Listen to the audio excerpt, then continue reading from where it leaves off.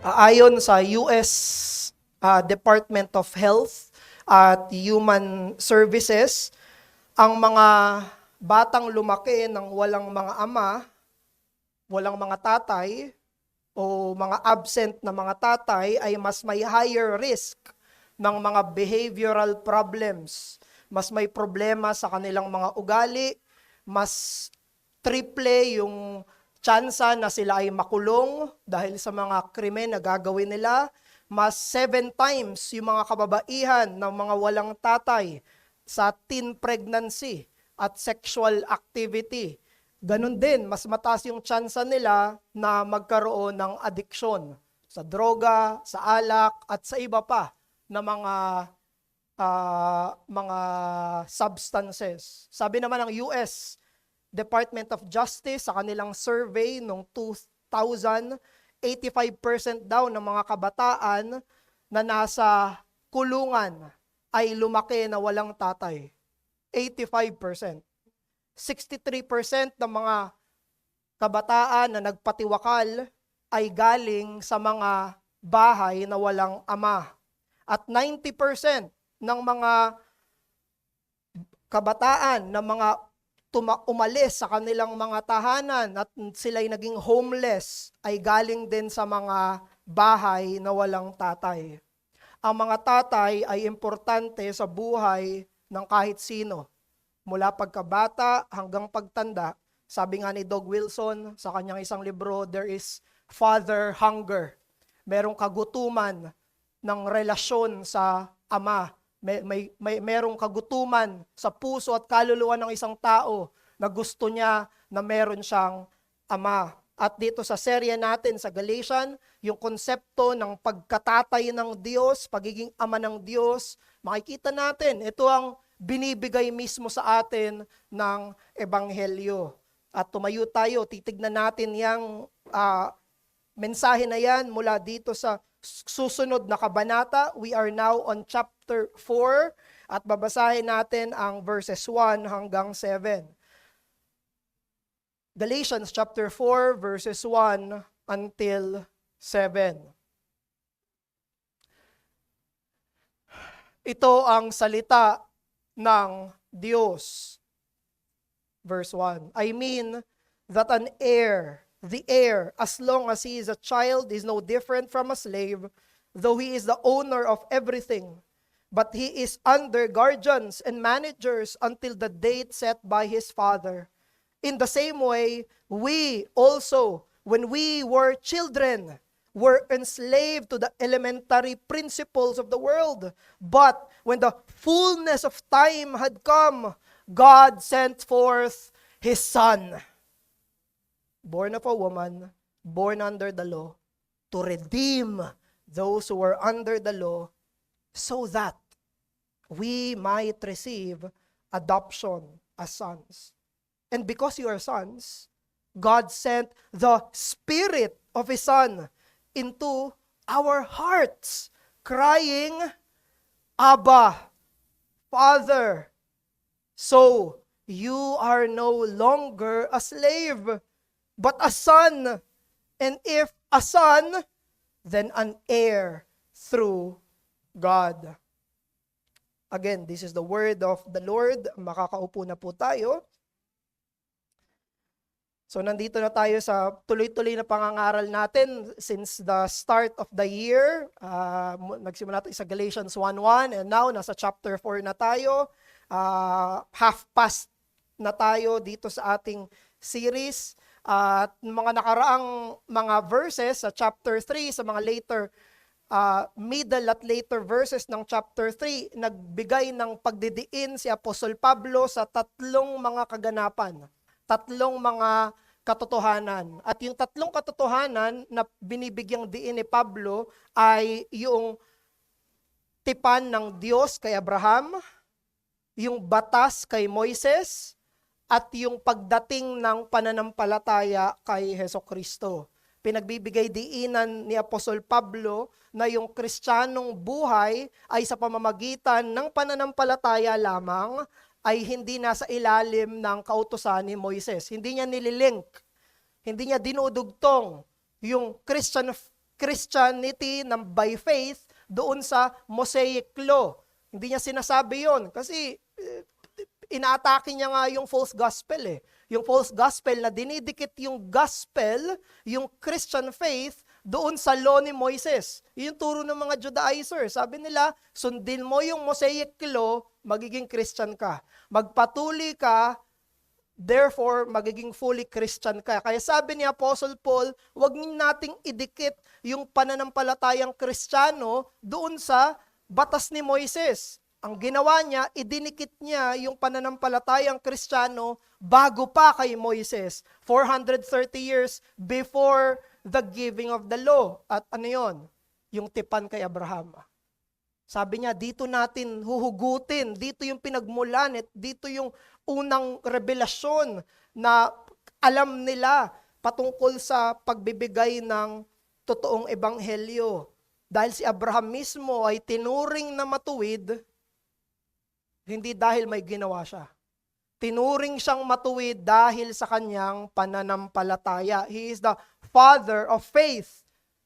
Hindi siya father of works. Hindi siya father of law. Siya ay father of faith.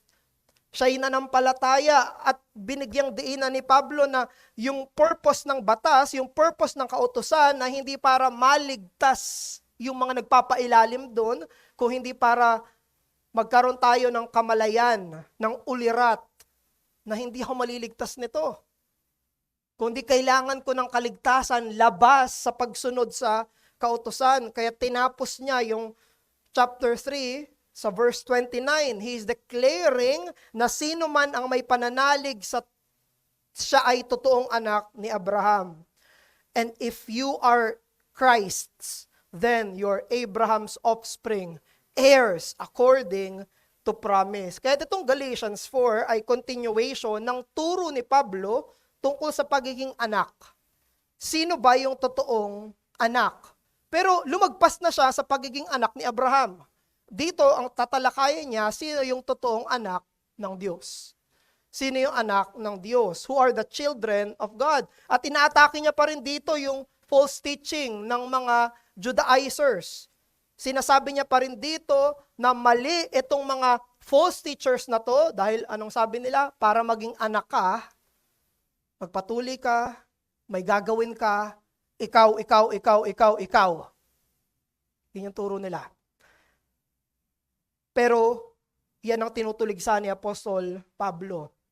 Sa kanilang kultura, ang mga anak, kahit na sila ay mga tunay na tagapagmana, kapag bata pa sila ay parang mga alipin. Verse 1. Wala pa silang karapatan doon sa kanilang mga mana. At sila ay binigyan ng mga tagapagsaway. Binigyan sila ng mga guardians sa kanilang buhay para lumago sila, mag-mature sila until that very time ng kanilang maturity. Verse 2. Kaya sabi ni Pablo, katulad noon, sa panahon ng Israel, nasa ilalim sila ng isang tagapagsaway. Nasa ilalim sila ng isang guardian. At ano yon? Yun ang kautusan. Verse 3.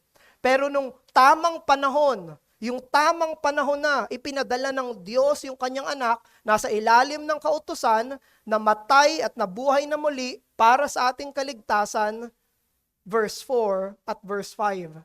At ang pinaka-purpose nung lahat ng ginawa ng pagbibigay ng anak, pinaka-purpose nung pagtubos para sa mga tao, ay verse 5, sinabi, so that we might receive adoption as sons. Para dito. Pumunta si Jesus, bakit siya namatay? Bakit siya pinadala sa ilalim ng kautusan?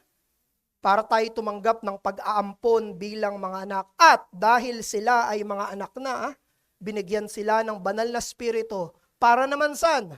Para maranasan nila kung ano yung tunay na karanasan ng pagiging isang anak ng Diyos. Verse 6. Kaya naman, hindi na sila dapat bumalik sa kautusan.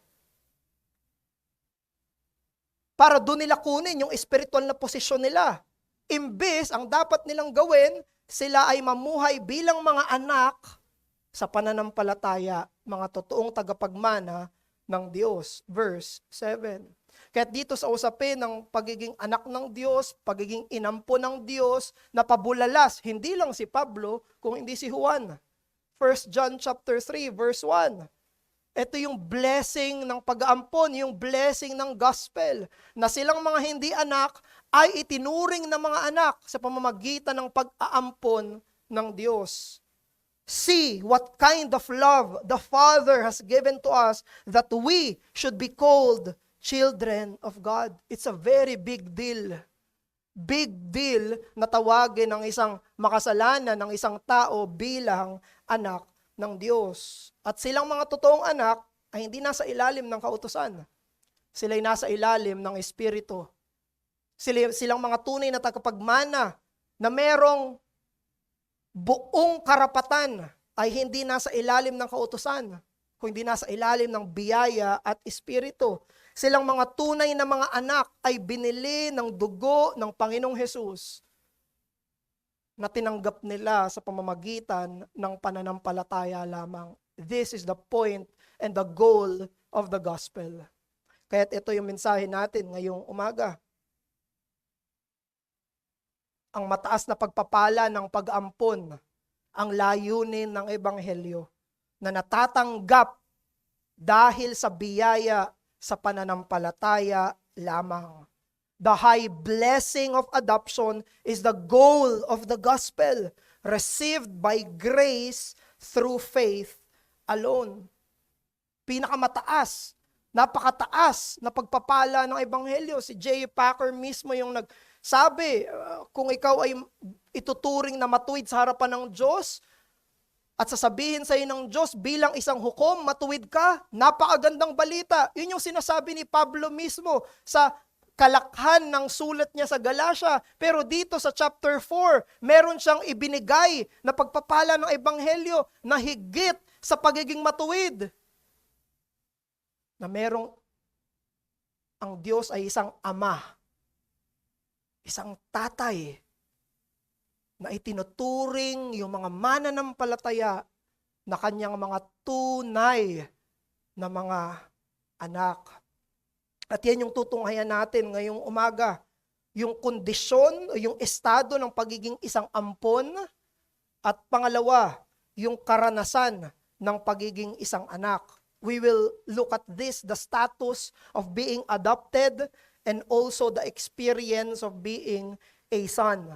Sabi mismo sa talata natin, nung hinog na yung panahon, when the time was ripe, or pinahinog na ng Diyos, ipinadala niya yung kanyang anak, pinadala niya yung Panginoong Hesus. Sinabi doon, nasa ilalim siya ng babae, he was born of a woman, ibig sabihin, totoo siyang tao, pinanganak siya ng isang tao, siya ay naging totoong tao. It pertains to the incarnation. He is truly God, but He is also truly man. Sinabi rin, He was born under the law. Pinanganak ang Panginoong Hesus bilang isang Hudyo, nasa ilalim ng batas ni Moises. Ipinanganak siya bilang isang tao, nasa ilalim mismo ng batas ng Diyos. Nung ipinanganak ang Panginoong Hesus, ipinanganak siya para sumunod. He is not above the law. He put Himself under the law. At pinanganak siya para dito mismo sa layunin na to, para siya'y mamatay at tubusin sila na nasa ilalim ng kautusan. But very interestingly, no, pag tinignan nyo yung text natin, tinignan nyo yung verse 5, pinanganak si Jesus, dumating siya, pinadala siya, sabi ng verse 5, to redeem those who are under the law, yung pagtubos. Pero may kasunod pa. Bakit sila tinubos? So that we might receive adoption as sons. Tinubos sila, hindi lang for the sake na matubos sila. Hindi lang sinabi ng Diyos, okay, ligtas ka na, okay na. Niligtas na kita, pinawalang sala na kita, laya ka na. Hindi yun yung, meron pang kasunod na goal. Meron pang isang end. Anong sabi ng verse 5? To redeem those who are under the law so that we might receive adoption as sons. Pinalaya para maging anak. Pagtas palayain sa kulungan, inangkin, inampon, pinatira sa sarili niyang bahay, tinrato bilang kanyang sariling anak. Yung Diyos anak ay pinadala para sila ng mga hindi totoong anak ay maging anak at tratuhin at magkaroon ng karapatan bilang anak. This is the blessing of adoption. It is bestowed through faith in the original, the true Son, Jesus Christ. Yung pagpapala ng pag-aampon, ito mismo yun. Ginagawad to sa pamamagitan ng pananampalataya sa tunay na anak. Siya na ipinadala ang Panginoong Hesukristo mismo. Kaya alam nyo, merong napakaraming misconception, maraming mga maling pag-iisip tungkol sa pag-aampon. Dahil yung ideya natin ng pag-aampon, madalas galing sa mga drama, galing sa mga pelikula, hindi galing sa totoong ibig sabihin at layunin nun. Kapag tinignan natin yung pag-aampon sa kultura natin na hinuhubog ng pelikula, imbis na ng katotohanan, ang tingin natin sa mga ampon ay hindi minamahal. O kaya mas mababang pag-ibig ng mga magulang. Ganun ang tingin natin. Pag merong ampon, anong pinapakita sa pelikula? Ampon nyo lang ako. Hindi nyo ako mahal. Hindi ganon. Anong ibig sabihin mismo ng pag-ampon? Inampon para tratuhin na anak. Inampon para arugain. Inampon para ibigay yung karapatan at pagtrato sa pagiging isang tunay na anak. Yan ang ginawa ng Diyos. Yan mismo yung ibig sabihin ng pag-ampon niya. Hindi niya tayo inampon tapos mahal ng konti lang. Hindi. Yun yung purpose ng gospel. Pinadala niya yung totoo niyang anak para sila na mga hindi anak. In fact, mga kaaway ay ampunin, ilagay sa sarili niyang tahanan at tratuhin niya bilang buo, 100% pagbubuhos ng aruga at pagmamahal bilang isang ama. At sila ng mga tunay na anak ay hindi sila ng mga pinagpala na may dugo ni Abraham. Sila mga tunay na anak ay sila na nagtiwala sa sakripisyal na dugo ng ating Panginoong Hesukristo. Napakalinaw ng bagong tipan. Nagiging anak tayo ng Diyos hindi dahil sa lipi natin, hindi dahil sa ninuno natin, hindi dahil sa kapanganakan natin. Nagiging anak tayo sa pamamagitan ng pakikipag-isa kay Hesukristo. When we are joined together with the original Son of God. Si Jesus ay anak ng Diyos at sa pamamagitan lang ng anak ng Diyos, tayo ay magiging anak ng Diyos. Walang ibang paraan. John chapter 1 verse 12, but to all who did receive Christ, who believe in His name, He gave the right, karapatan, to become the children of God. Sino may karapatan na tawaging anak ng Diyos? Sila na mga tumanggap sa anak ng Diyos. Pero tuloy natin, verse 13, who were born not of blood, nor of the will of the flesh, nor of the will of man, but of God. Kaninong desisyon yon? Sa Diyos.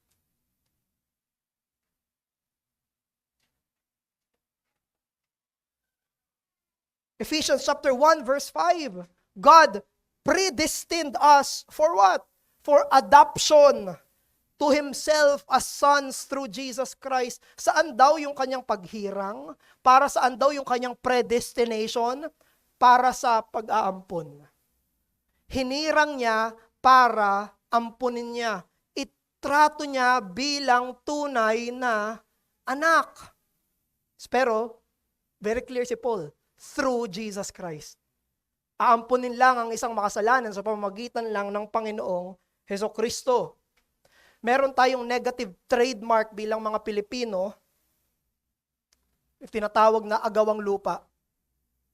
Kung saan yung mga magkakapatid, magkakamag-anak, nag-aaway-away, para saan? Para sa mana.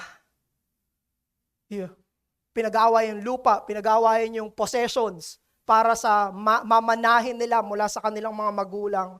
Pinapakita nito yung masamang lalabas nung pagkaganid, yung puot, yung pait at galit sa isa't isa, kung saan kayang-kaya nung iba nating mga kababayan na putulin yung kanilang relasyon sa kanilang pamilya para saan? Sa material na mga bagay. At alam nyo, kabaliktaran yan ng Ebanghelyo. Kabaliktaran yan ng Ebanghelyo ni Jesus. Galatians chapter 4, verse 4 to 5. Anong ginawa ng Diyos? He sent forth His Son to redeem us and to adopt us as son. Baliktad yung sa Ebanghelyo. Sa Ebanghelyo, pinadala pa yung kanyang anak. Ang Panginoong Jesus ay namatay pa para tayo ay pagkasundo sa Diyos, para tayo ay isama sa pamilya at hatian ng kanyang mana. Nakarapat dapat sa kanya lang. Alam niyo, lahat ng pagpapala, dapat kay Jesus lang. Siyang nagdusa, siyang naghirap, siyang nagpakasakit, siyang nagtrabaho. Tapos anong ginawa ng Panginoong Jesus? Lumapit kayo sa akin, hahatian ko kayo sa lahat ng meron ako.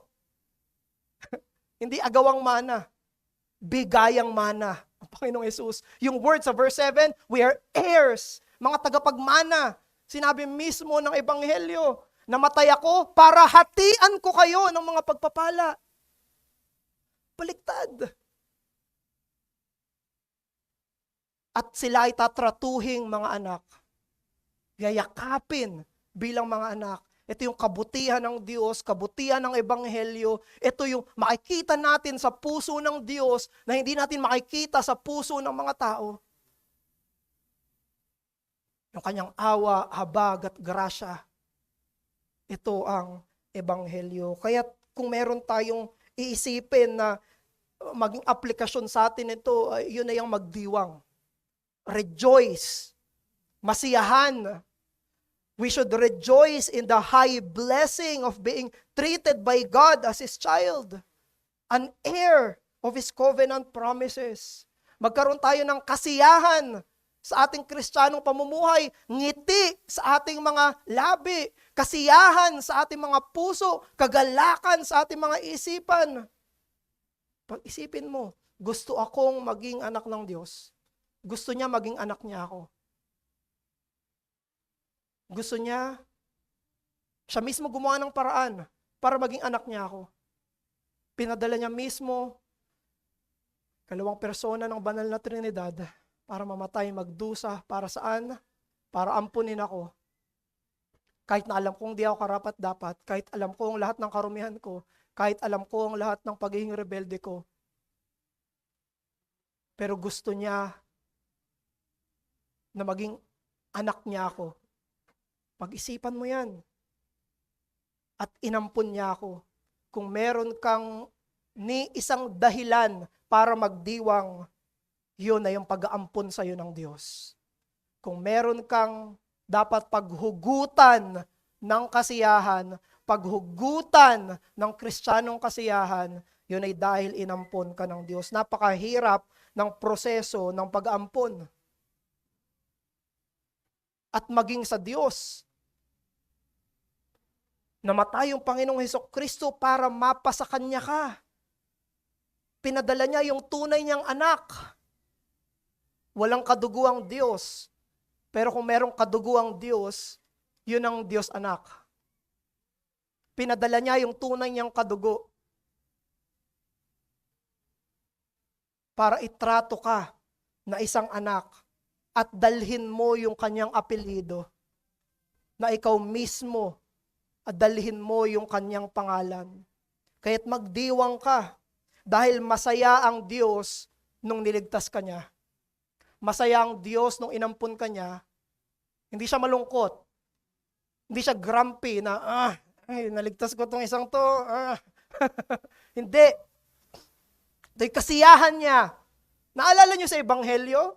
Pag may isang taong nagsisi, anong sinabi?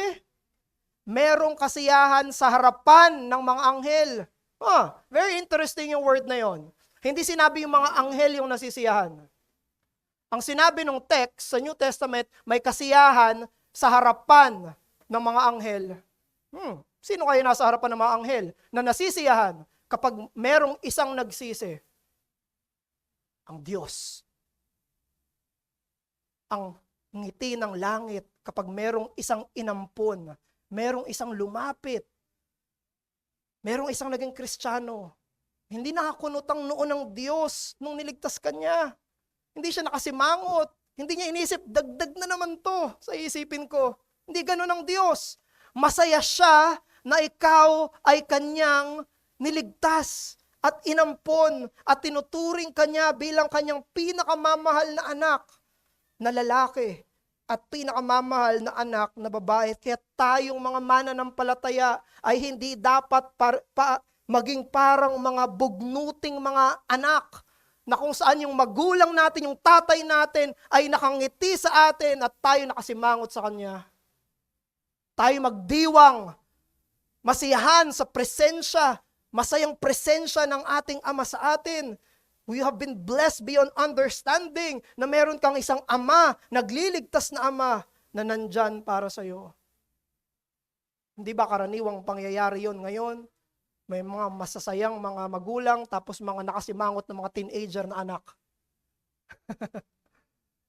Hindi ganyan ang tugon natin sa ating Ama dapat. Mananampalataya. Ikaw ay may Ama na ipinadala yung kanyang anak para sa iyong kaligtasan. Walang Kristiyano ang walang Ama dahil meron tayong Diyos. Walang Kristiyano ang walang Ama dahil meron tayong Diyos. Kaya ang tawag natin sa isa't isa ay magkakapatid. Bakit tayo magkakapatid? Kasi meron tayong isang Ama. Tawag natin sister, tawag natin brother, tawag natin kapatid, tawag natin brethren. Bakit? Para saan yung mga terms na yon? Para saan yung mga familial terms na yon? Dahil meron tayong tatay sa langit. Meron tayong Ama sa langit. At yan pa lang yung una. Yung estado ng pagiging isang ampon. Pero pangalawa, meron pang karanasan ng pagiging isang anak. How about the experience of being a son? Meron tayong dalawang observation sa next verses natin, sa verse 6 at verse 7. Kasi nagsimula sa verse 6 na maging personal na yung language. Pag pinansin nyo, binasa nyo verse 1 hanggang verse 5, okay, legal, okay, argument ni Apostle Paul. Pagdating sa verse 6, makakapansin na kayo ng isang observation. Medyo personal na. Parang nagiging personal na to Verse 4 at verse 5, it speaks of the legal aspect. Verse 6 at verse 7, now there comes the experiential aspect. Habang ang Panginoong Hesukristo ay nagsakripisyo para ituring tayong maging mga anak, ang banal na Espiritu naman ay ibinigay para tayo ay mabuhay na parang totoong anak. Sinabi sa verse 6, pwede na tayong tumawag sa Diyos bilang Abba, Father, bilang ating Ama. Pero ano daw yung dahilan nun? Holy Spirit. Holy Spirit, nasa atin, kaya tayo nakakatawag ng Diyos, Ama. Siya yung nag-uudyok sa atin. Siya yung nagbibigay ng pangkaranasang relasyon natin sa Diyos. Natawagin natin siyang Ama. May legal, verse 4 to 5. May experiential, verse 6 hanggang verse 7. At very interesting kasi sa verse 7, naging biglang, yung address ni Apostle Paul, biglang naging singular. Biglang naging pang-isahan. Pag pinansin nyo sa verse, yung verse 7, sinabi, so you are no longer a slave. Singular na yon. Pero alam nyo, nung mga previous verses, puro pangkalahatan. Sabi sa verse 3, in the same way, we also, when we were children, puro tayo.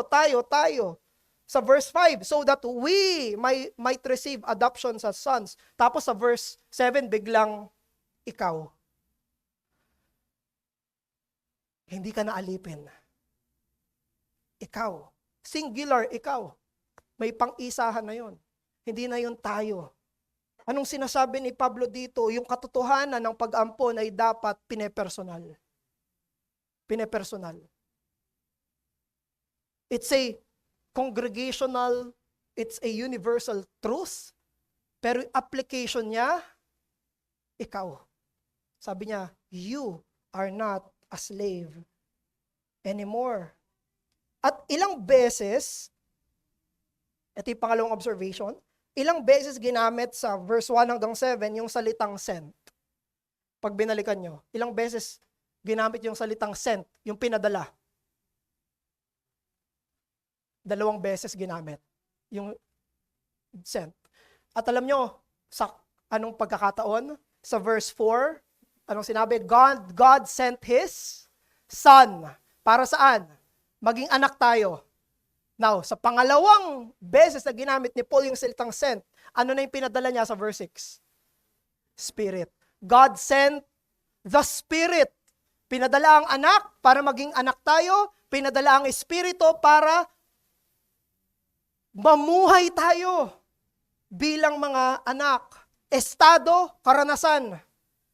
Ibig sabihin, pinadala pala yung Holy Spirit para manahan sa atin, para maging personal sa atin yung karanasan bilang anak ng Diyos. Pinadala niya yung Holy Spirit para tawagin natin siyang Ama. Dahil pwedeng tayo ay isang anak na hindi natin tinatawag yung Ama na Ama. Pwede kang maging anak. Isa yun sa mga nakakalungkot na katotohanan. Realidad ng buhay. Merong mga anak na hindi tinatrato yung tatay nila bilang tatay nila. Meron silang tatay, nandiyan yung tatay nila. Pero hindi nila tinatawag na tatay. Hindi nila tinatrato na tatay.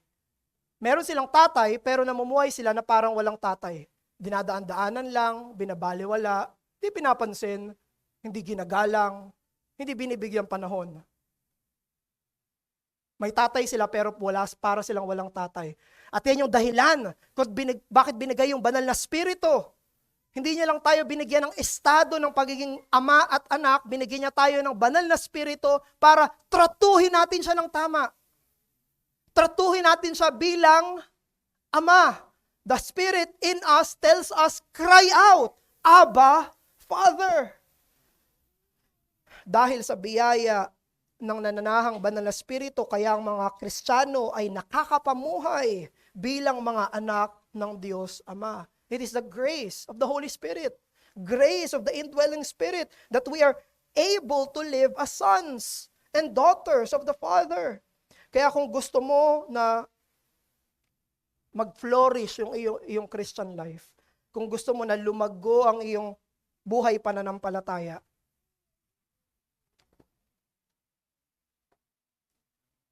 kailangan mong palalimin ang iyong relasyon sa Diyos Ama.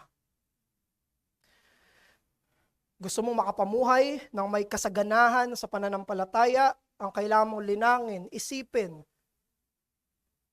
at pagtiyagaan ay palalimin ang iyong relasyon sa iyong Ama sa langit.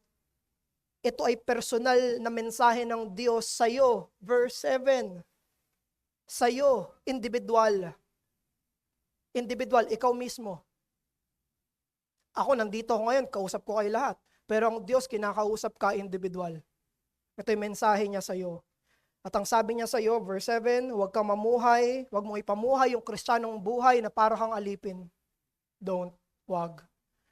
Huwag mong isipin na makakapamuhay ka at lalago ka sa Kristiyanong buhay kapag ang trato mo sa Diyos ay parang Panginoon at ikaw ay alipin lamang. Mamuhay ka bilang isang anak. Diyan sa pagiging anak, matatagpuan mo ang maturidad at paglago at kasiyahan sa pananampalataya. Pinadala niya mismo ang banal na spirito para tayo ay magkaroon ng pangkaranasang pagiging anak. Hindi lang legal, kung hindi pangkaranasan, pangpamilya, relasyonal. At pag mas malapit ang ating pangkaranasang relasyon sa Ama, alam nyo, mas malaya ka. Mas malaya ka. Makakakilos ka. Mas malaya kang gumalaw. Mas malaya kang mamuhay. Ama mo eh.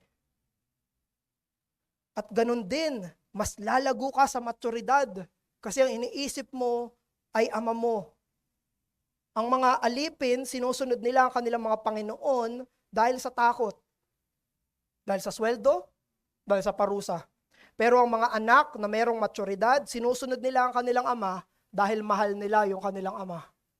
Sinusunod nila ang kanilang ama dahil ginagalang nila yung kanilang ama. Gusto nilang mapangiti yung kanilang tatay.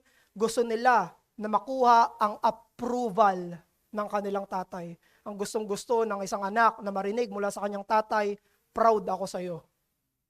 Natutuwa ako sa ginagawa mo. Masaya ako kung paano mo pinapamuhay yung buhay mo.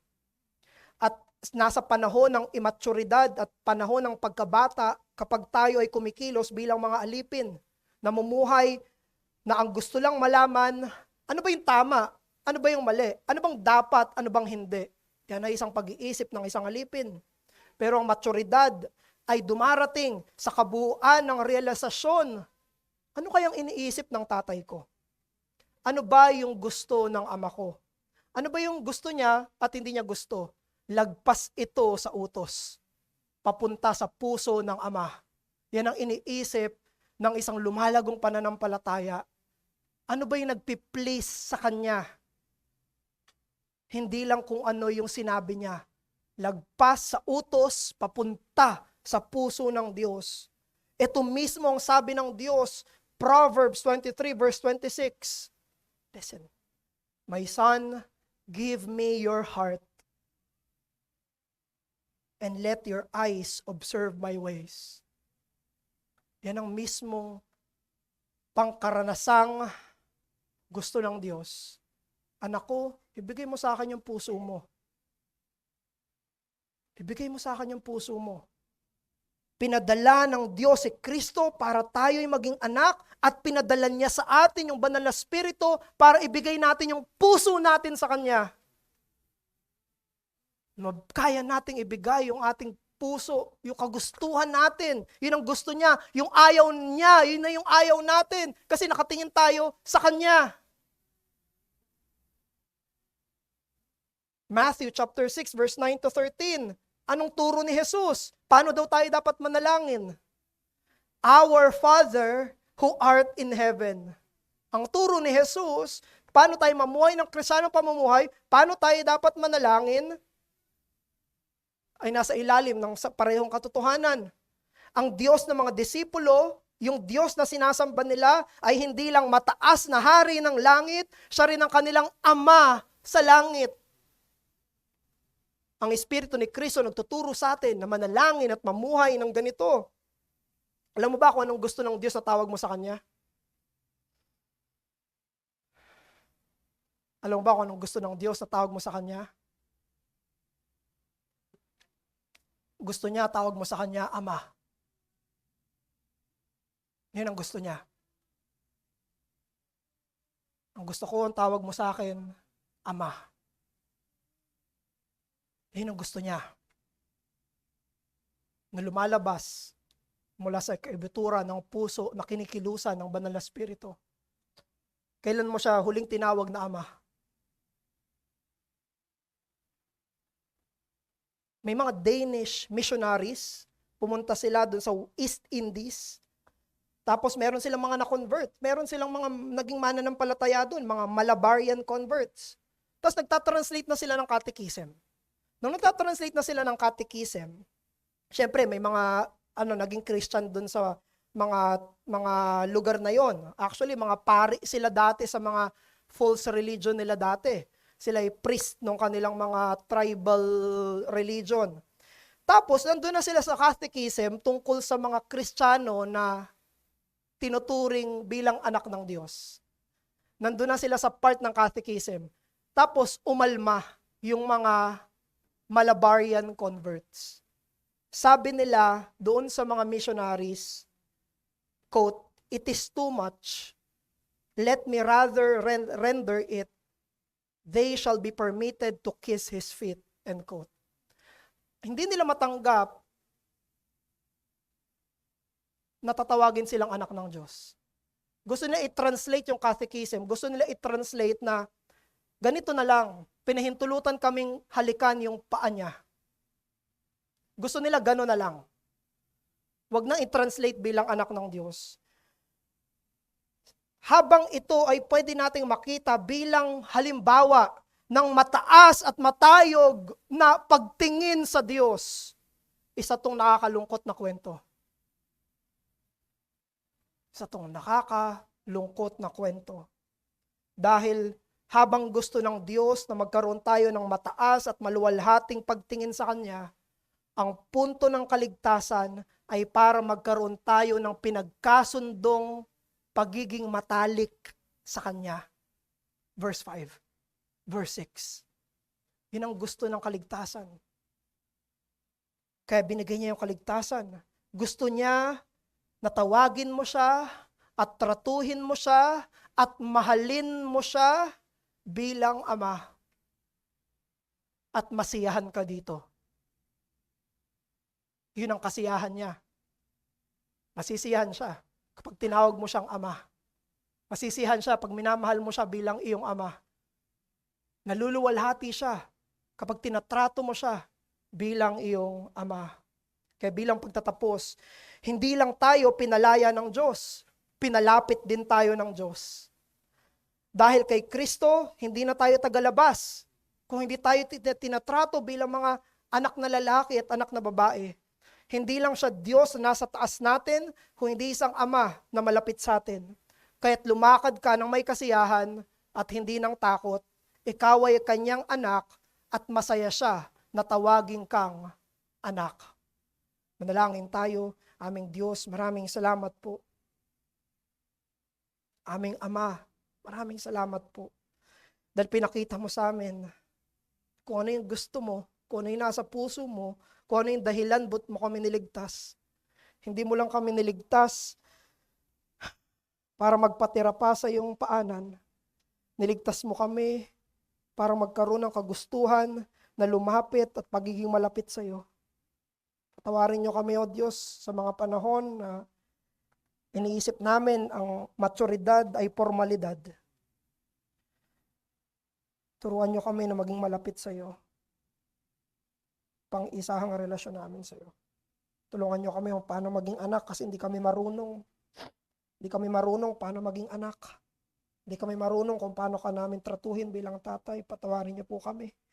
Turuan niyo po kami, Ama, kasi dulot din to ng kasalanan namin. Maraming salamat po, aming Diyos. At turuan niyo kami na magdiwang sa katotohanan na nagdidiwang ka sa pagliligtas mo sa amin. Palayain mo kami, palaguin mo kami, patuloy kaming kilusan ng iyong Espiritu para mas lalo kaming lumapit sa iyo at hindi maging mananampalataya mula malayo sa iyo. Salamat po. Inihiling namin ito, aming Diyos, sa pangalan ng iyong pinadalang anak, si Jesus. Amen.